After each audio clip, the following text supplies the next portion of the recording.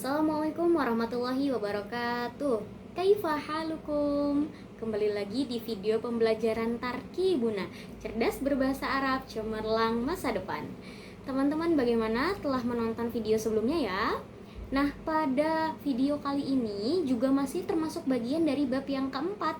Jadi pada bab keempat ini kita terdapat dua tarkib atau dua gramatikal bahasa Arab. Nah, pada tarkib yang kedua ini kita akan membahas terkait pembagian isim berdasarkan jenis kelaminnya. Nah, dalam bahasa Arab, isim berdasarkan jenis kelaminnya dibagi menjadi dua, yaitu ada isim mudzakkar dan juga isim muannas. Apakah itu isim mudzakkar dan isim muannas? Kita cari tahu bersama-sama ya. Baiklah, sebelum mengetahuinya, sebelum belajar bersama, coba teman-teman lihat terlebih dahulu. Di sini kakak tampilkan slide yang di dalamnya terdapat contoh-contoh dari isim mudzakkar maupun isim muannas. Kira-kira teman-teman bisa menganalisis tidak apa perbedaan dari isim mudzakkar dan juga isim muannas? Nah, baiklah teman-teman, supaya tidak memakan waktu yang lebih lama, kita akan membahas satu persatu ya, dimulai dari isim mudzakkar. Isim mudzakkar merupakan kata benda yang menunjukkan sifat untuk laki-laki atau kejantanan. Jadi, kata benda ini bisa digunakan untuk manusia maupun hewan. Dan juga bisa digunakan untuk benda-benda mati yang mana telah diputuskan atau telah ditetapkan oleh orang Arab. Benda-benda tersebut berjenis kelamin laki-laki. Nah, apa sajakah contoh dari isim mudzakkar? Di sini teman-teman bisa lihat ya, telah ada tampilan di layar. Yang pertama, pada kata aminun, yang artinya adalah amin, nama orang ya, nama orang untuk laki-laki. Aminun di sini merupakan contoh dari isim mudzakkar yang menjelaskan laki-laki dalam bentuk manusia. Nah, kata aminun di sini juga berkedudukan sebagai fa'il atau pelaku, subjek ya teman-teman. Lalu yang kedua, pada kata al-aba, ro'aitul aba.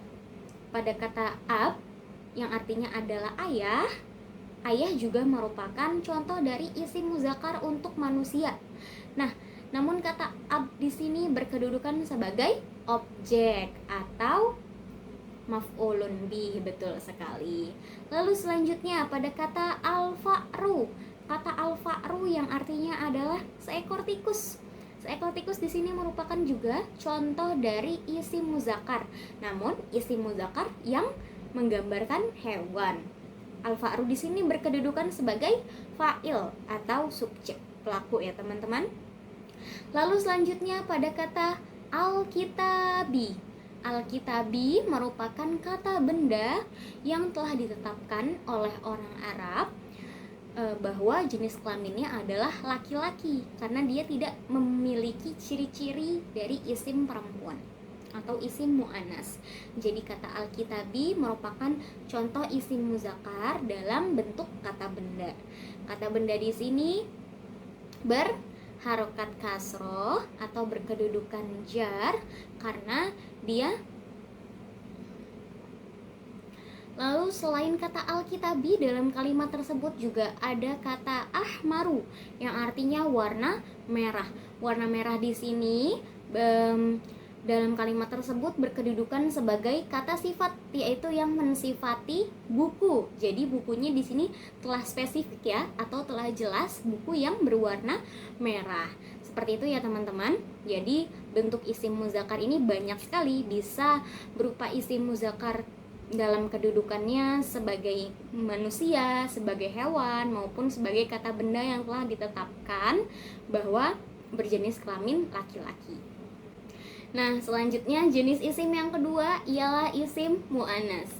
Mahwa al-ismul muannas? Isim muannas merupakan kata benda yang menunjukkan sifat untuk perempuan ataupun betina. Jadi kata benda di sini ditujukan bagi perempuan, baik manusia maupun hewan, dan juga kata-kata benda yang telah disepakati oleh orang-orang Arab bahwa kata tersebut memiliki jenis kelamin perempuan.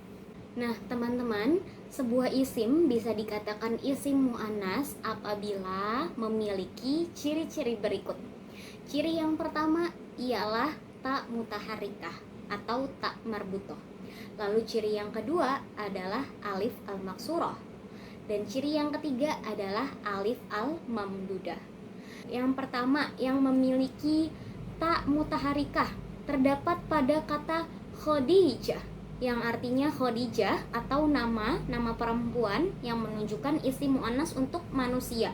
Kedudukan Khadijah di sini sebagai fa'il ataupun subjek pelaku.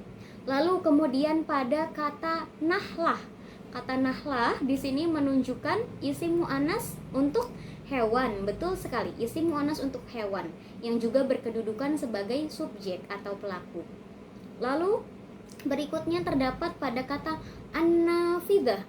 An-nafidah merupakan isim mu'annas untuk benda yang telah ditetapkan oleh orang Arab karena memiliki ciri dari isim mu'annas, yaitu memiliki ta al-mutaharrikah.